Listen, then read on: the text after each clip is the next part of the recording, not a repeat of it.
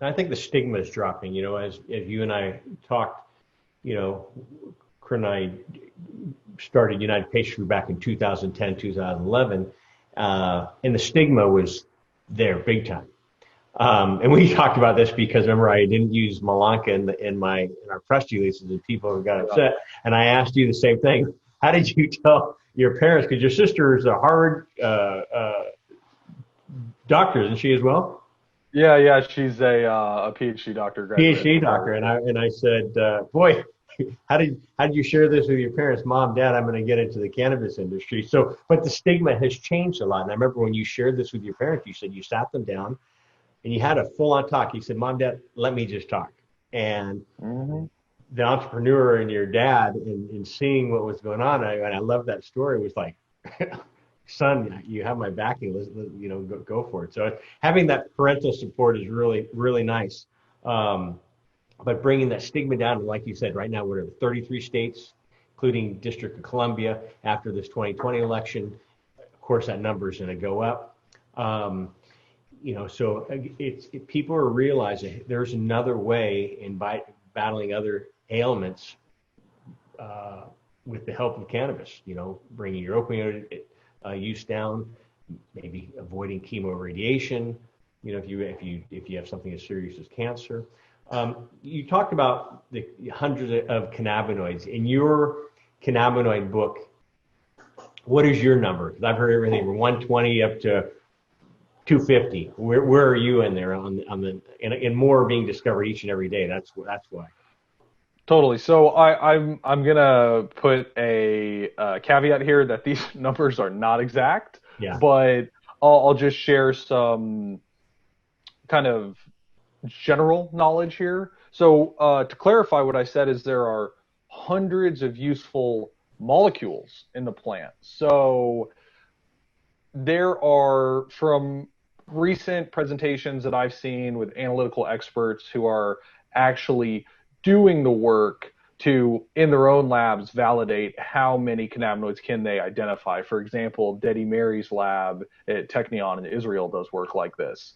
So last presentation I saw, they were at 130 Uh-huh. cannabinoids. So, but then there's other things we need to consider.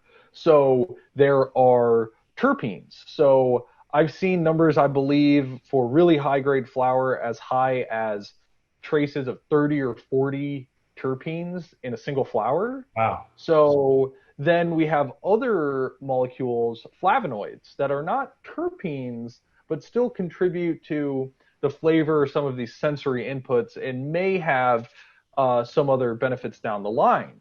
Now, there's also a whole realm of other plant molecules. You think about any plant. Now, don't think about cannabis. Think about any plant out there. What are the molecules that make up, these plant families in general, and what are the potential physiological or medical benefits of those molecules? So then when we stack all these numbers on top of each other, that's why I'm saying there's hundreds of potentially useful molecules. The other thing that I should clarify, to get back to the cannabinoids, is that there are in let's talk about one strain, one flower. So if you go to the dispensary and you purchase some flower, that singular strain that you have in your hand, maybe there's 10 or 12 or 15 cannabinoids in that thing that you have in your hand. I'm not saying there's going to be 140 cannabinoids in that one. Those 100 of that or 130, 140 number is what has been identified in cannabis in general.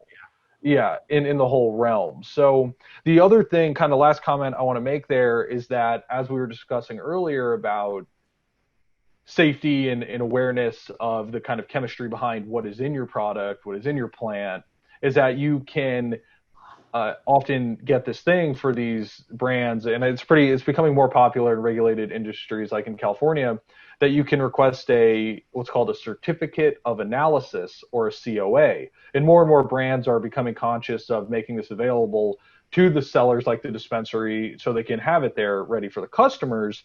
So what I want to highlight as a chemist is that, so in your COA, it may show that there's, let's say there's 5 cannabinoids. or 10 cannabinoids, and there's 5 terpenes. Let's just say, for example, 10 cannabinoids, 5 terpenes. Now, that doesn't mean those are the only things in there. That means a few things. One, those are the ones a state probably tells the labs they have to test for. Those are the ones that the lab has the standards for and has the ability to test for. And then also, those are the ones that are within the range of detection of that lab's instruments. Hi, John Malanka here with United Patients Group. I hope you've enjoyed our videos. Please click like as well as subscribe to our channel here on YouTube. Also, follow us on Twitter at Patients Group and on Facebook at United Patients Group, as well as for our podcast. Please click the link in the description below. We'll see you there. Bye-bye.